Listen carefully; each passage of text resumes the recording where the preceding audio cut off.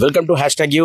నిన్న Hyderabad necklace road people's plaza వద్ద BJP నిర్వహించినటువంటి మహాహారతి సంబంధించి నిన్న కార్యక్రమం ఇక్కడ ఇదే చోట జరిగింది. సో దానికి సంబంధించి హారతికి సంబంధించి నిన్న 2 బోట్స్ కూడా ఇక్కడ ఏర్పాటు చేయడం జరిగింది నెక్లెస్ రోడ్లో. సో ఈ బోట్స్ నుంచి ఏదైతే పేలుడు క్రాకర్స్ కానీ ఇవన్నీ పేల్చడం జరిగింది. సో అక్కడ ఏదైతే అపశృతి జరిగిందని కూడా మనము చెప్పుకోవచ్చు. ఎందుకంటే 2 బోట్లో ఉన్న అయితే క్రాకర్స్ సంబంధించి అవన్నీ 2 బ్లాస్ట్ అవ్వడం జరిగింది. సో ప్రజెంట్ మనం ఇక్కడ నెక్లెస్ రోడ్ వద్ద ఉన్నాము. సో ఇక్కడ చూస్తున్నాం ప్రజెంట్ మనం ఇక్కడ నిన్న జరిగిన ఏదైతే బీజేపీకి సంబంధించి నిర్వహించినటువంటి ఈ నెక్లెస్ రోడ్లో పీపుల్స్ ప్లాజా గ్రౌండ్స్లో భారత్ మాత ఫౌండేషన్ ఆధ్వర్యంలో నిర్వహించిన ఈ భారత్ మాత మహాహారతి కార్యక్రమంలో భాగంగా ఏర్పాటు చేసిన ఈ బాణాసంచా కార్యక్రమం. అంటే ఇక్కడ ప్రజెంట్ మనం ఏదైతే చూస్తున్నామో ఈ ప్లేస్ అదంతా బాణాసంచాకు సంబంధించి ఇక్కడ నుంచి క్రాకర్స్ అంటే బ్యాక్ సైడ్ క్రాకర్స్ నుంచి చేసే ఏర్పాటు కూడా చేశారని చెప్పుకోవచ్చు. బట్ ఇక్కడ ఏదైతే ఈ ఏర్పాటు చేశారో ఈ హుస్సేన్ సాగర్లో ఈ 2 బోట్లకు సంబంధించి ఏర్పాటు చేసిన బాణాసంచా అవి ప్రమాదశాత్తు దగ్ధమయ్యాయి కూడా అని చెప్పుకోవచ్చు. సో మొత్తానికి ఈ దగ్ధమైన చోటునే ఒక్కసారిగా పెద్ద మంటలు వ్యాపించడంతో కాలి బూడిదైన 2 బోట్లు అని కూడా చెప్పుకోవచ్చు. సో ఇదే ప్రమాదంలో పలువురికి గాయాలు కూడా అయ్యాయి. సో 18 మంది వరకు కూడా గాయాలయ్యాయి. ఆ 18 మందికి అందువల్లందరినీ దగ్గరలోని హాస్పిటల్లో తరలించడం కూడా జరిగింది. సో దీనికి ఇదే కాకుండా ఈ బాణాసంచా ఈ మహాహారతికి సంబంధించి బాణాసంచా కార్యక్రమంలో ఇక్కడ ఒక అజయ్ అనే ఒక అబ్బాయి ఇక్కడ రావడం జరిగింది. అంటే మామూలుగా నెక్లెస్ రోడ్లో ఇక్కడ ట్యాంక్ బండ్ బైక్ చూడడానికి ఇక్కడ వచ్చాడని కూడా వాళ్ళ పేరెంట్స్ చెప్తున్నటువంటి పరిస్థితి. But Ajay missing. ఇప్పుడు ప్రస్తుతం అయితే అజయ్ కూడా మిస్సింగ్ కేసు కింద అయితే కేసు నమోదు కూడా చేసుకోవడం జరిగింది. సో ప్రజెంట్ ఈ అపశృతికి సంబంధించి మొత్తానికి 18 మంది వరకు గాయాలయ్యని చెప్పి కూడా వారంతా చెప్తున్నటువంటి పరిస్థితి. సో ఇక్కడ నిన్న అడిగి తెలుసుకుందాం. చెప్పండి మీ పేరు ఏంటన్నా? నా పేరు అశోక్ అండి. సో ఎట్లా జరిగింది ఇది? మా అన్నయ్య అబ్బాయి అండి. నిన్న సాయంత్రం 7:30 ప్రాంతంలో ఇంటి నుంచి ఫ్రెండ్ తోటి ట్యాంక్ బండ్కి వచ్చాడట. ఇక్కడికి వచ్చిన తర్వాత మా ఇంట్లోకి ఫోన్ చేసి ఇట్లా ట్యాంక్ బండ్కి వచ్చాడని చెప్పాడు. వచ్చిన తర్వాత ఈ టపాకాయలు వెలిచే బోట్లో వెళ్ళిరట ఫ్రెండ్స్. అది ఎందుకు వెళ్ళిరు ఏందనేది విషయం తెలియదు మనకు. వెళ్ళిన తర్వాత 2 ఫ్రెండ్స్ ఇప్పుడు బయటే ఉన్నారు. ఇప్పుడు వాళ్ళు దుంకేశారట. ఆ మంటలు చెలరేగిన సందర్భంలో దుంకేసే వరకు రెస్క్యూ టీం వాళ్ళు వచ్చి వాళ్ళని సేవ్ చేశారు. ఆ సందర్భంలో మా అబ్బాయి అల్లనే ఉన్నాడట బోట్లో. ఇంతవరకు బయటికి రాలేదు. ఏ ఆచూకీ ఇంతవరకు తెలియదు మాకు. సో అజయ్ ఏమైనా క్రాకర్స్ పేల్చడానికి సంబంధించి ఏమైనా కార్యక్రమం ఉంటాడు లేకపోతే చదువుకుంటున్నాడు? బీటెక్ స్టూడెంట్ అండి. BTech final year student. Cracker కి అతనికి ఎలాంటి సంబంధం లేదు. ఇతను బోట్ ఎందుకు ఎక్కిండు, దీనికి ఎందుకు ఎవరు పర్మిషన్ ఇచ్చారు, ఎవరు తీసుకెళ్లారు, ఈ విషయం మాకైతే ఇంతవరకు అర్థం కావట్లేదు. సామాన్య ప్రజలు అసలు బోట్ ఎందుకు ఎక్కవలసి వచ్చింది, ఇది చర్య తీసుకోవాలండి. సో దీనికి సంబంధించి మీరు పోలీసులను కలిసారా? పోలీసులు ఏమంటారు? ఉదయం 3 గంటలకే వచ్చి పోలీసు వాళ్ళకి చెప్పడం జరిగింది. వాళ్ళకి ఇంతవరకు ఉదయం వరకు కూడా వాళ్ళకి ఇన్ఫర్మేషన్ తెలియదు ఈ అబ్బాయి మిస్ అయిన విషయం. నేను చెప్పిన తర్వాత అప్పుడు ఎవరైతే ఫ్రెండ్స్ వాళ్ళకి ఫోన్ చేస్తే వాళ్ళు వచ్చి ఈ విషయం చెప్పడం జరిగింది. దీనికి సంబంధించి పోలీసులు కేసు ఏమైనా నమోదు చేశారా? కేసు అయితే ఇంతవరకు ఏం నమోదు చేయలేదు. NDRF వాళ్ళు వచ్చి చేస్తున్నారో అని చెప్పారు. రౌండ్ కొడుతున్నారు అవి బోట్లో.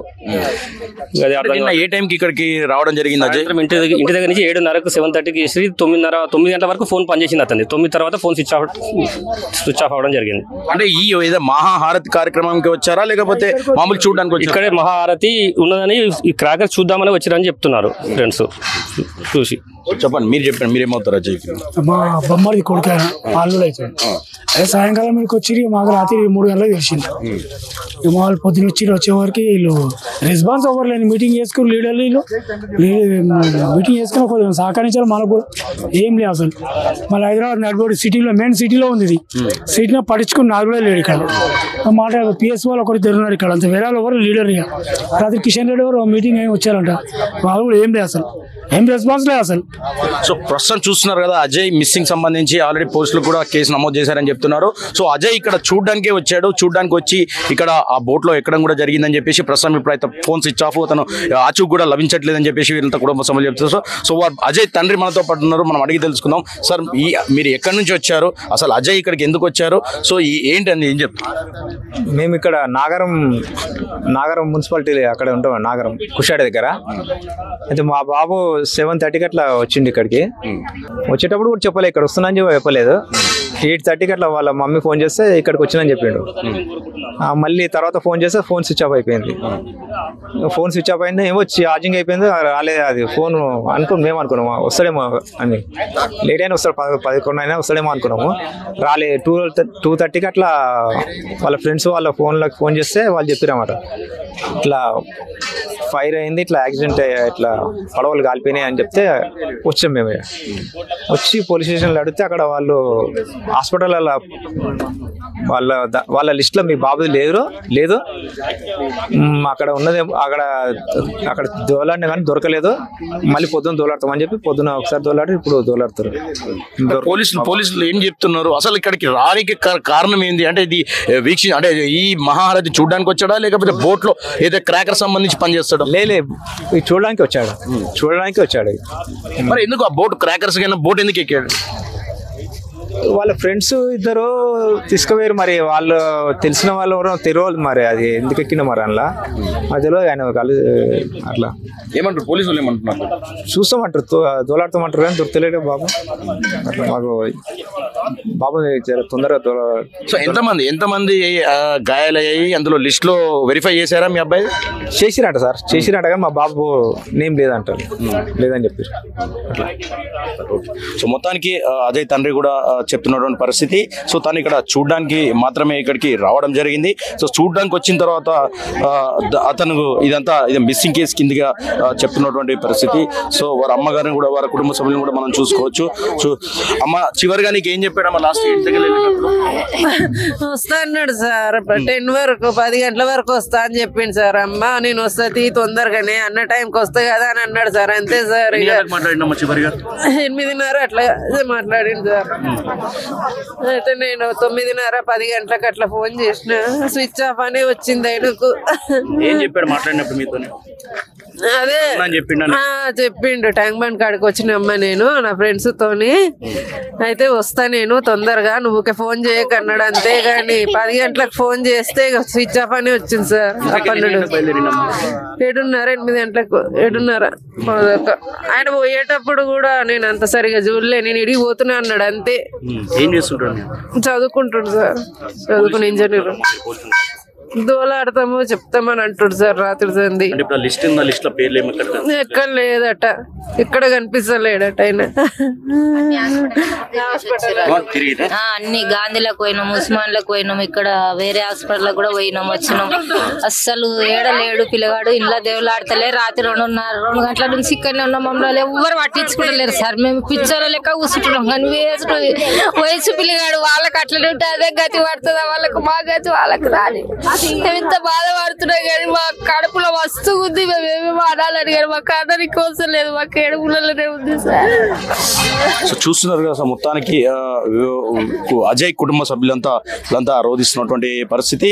బట్ ఇక్కడ ప్రస్తుతం ఈ బోటుకు సంబంధించి చూసుకుంటే చాలా మంది కూడా ఏం చెప్పడం అని అంటే బోట్ ఎక్కడము అది ఎలా సాధ్యమైంది, దానికి సంబంధించి బోట్లో ఎక్కే పర్మిషన్ ఉండదు అని చెప్పేసి కూడా వీళ్ళంతా అడుగుతున్నటువంటి పరిస్థితి. సో మొత్తానికి ప్రస్తుతం మనం ఇక్కడ చూస్తున్నటువంటి ప్లేస్ చూసుకుంటే ఇక్కడనే 2 బోట్స్ కూడా దగ్ధమయ్యాయి. సో అజయ్కి సంబంధించి ఎన్డీఆర్ఎఫ్ అలాగే లేక్ పోలీస్ అలా అంతా వెతుకుతున్నటువంటి పరిస్థితి మనము విజువల్స్లో చూసుకోవచ్చు. ఎన్డీఆర్ఎఫ్ అండ్ లేక్ పోలీస్ అలాగే సెక్రటరియట్ పోలీసు అందరూ కలిసి అజయ్ని వెతుకుతున్నటువంటి పరిస్థితి. సో మొత్తానికి 18 మందిలో ఏదైతే గాయాలయ్యాయో సో వీళ్ళంతా గాంధీ హాస్పిటల్ అలాగే ఉస్మానియా ఇవన్నీ గాలించడం కూడా జరిగిందని కుటుంబ సభ్యులు చెప్తున్నారు. బట్ ఎంత చూసినా కానీ ఎంత ఆచూకీ మాత్రం దొరకలేదని చెప్పేసి వీరంతా కుటుంబ సభ్యులు చెప్తున్నారు. సో మొత్తానికి నిన్న 7-7:30 ప్రాంతంలో ఇంటి నుంచి బయలుదేరిన అజయ్ ఇప్పటి వరకు కనిపించట్లేదని చెప్పేసి వీళ్ళంతా బాధపడుతున్నటువంటి పరిస్థితి. సో మొత్తానికి మనం ప్రజెంట్ విజువల్స్ చూసుకుంటే ఎన్డీఆర్ఎఫ్ సంబంధించి లేక్ పోలీస్ అలాగే గజయితగాళ్ళు ఇలా కొంతమంది అందరూ అజయ్ని వెతికే ప్రయత్నంలో ఉన్నారు. సో ఇక్కడ ప్రజెంట్ అయితే 2 బోట్స్ ఉన్నాయో ఆ 2 బోట్స్లోనే వాళ్ళు ముగ్గురు అంటే అజయ్తో పాటు ఇంకా 2 ఫ్రెండ్స్ కలిసి కూడా ఇక్కడికి వచ్చారని కూడా వాళ్ళ కుటుంబ సభ్యులు చెప్తున్నారు. బట్ అజయ్ మాత్రం కింద దూకాడా లేకపోతే ఆ ఫైర్లో ఇదయ్యారా అని చెప్పేసి చాలా అనుమానంగా వ్యక్తం చేస్తున్నటువంటి పరిస్థితి. సో మొత్తానికి ఈ మహాహారతికి సంబంధించి ఇక్కడ చాలా అపశృతి కూడా జరిగిందని కూడా చెప్పుకోవచ్చు. సో బాణాసంచకు సంబంధించి మంటలే కాకుండా ఒకవైపు మరోవైపు అజయ్ మిస్సింగ్ కూడా ఇదంతా ఒక సంచలనంగా మారిందని కూడా చెప్పుకోవచ్చు. సో మొత్తానికి ఫైనల్గా ప్రజెంట్ నిన్న జరిగిన సంబంధించి మహాహారతికి సంబంధించి ప్రజెంట్ నెక్లెస్ రోడ్లో పీపుల్స్ ప్లాజా వద్ద ఏదైతే 2 బోట్లు దగ్ధమయ్యాయో దాని తర్వాత దగ్ధమైన తర్వాత మొత్తం చిల్లా చెదరగా అయిన తర్వాత ఇందులో నుంచి ఈ బోట్లో నుంచి అజయ్ దూకేడా లేకపోతే ఏదైనా ఫైల్ సంఘటన జరిగిందా అని చెప్పేసి అదంతా వెతుకుతున్నటువంటి పోలీసులు, ఎన్డీఆర్ఎఫ్ అలాగే లేక్ పోలీసులు అంతా వెతుకుతున్నటువంటి పరిస్థితి. సో అజయ్ కుటుంబ సభ్యులు కూడా ఏం చెప్తున్నారంటే 7:30 ప్రాంతంలో రావడం జరిగింది. ఇక్కడ ఆ మహారథి చూడ్డానికే వచ్చాడు, బట్ ఇప్పటివరకు ఆచూకీ లభించలేదు, మాకు ఫోన్ స్విచ్ ఆఫ్ వస్తుంది. పోలీసులు కూడా వాళ్ళంతా కలవడం జరిగింది, పోలీసులు కూడా వెతుకుతునే ప్రయత్నంలో ఉన్నారని కూడా చెప్పుకోవచ్చు. సో మొత్తానికి అజయ్ మిస్సింగ్ కేసు ఒక సంచలనంగా మారిందని కూడా చెప్పుకోవచ్చు. వీడియో చేసి భూపాల్తో Venkat, necklace road people's plaza నుంచి.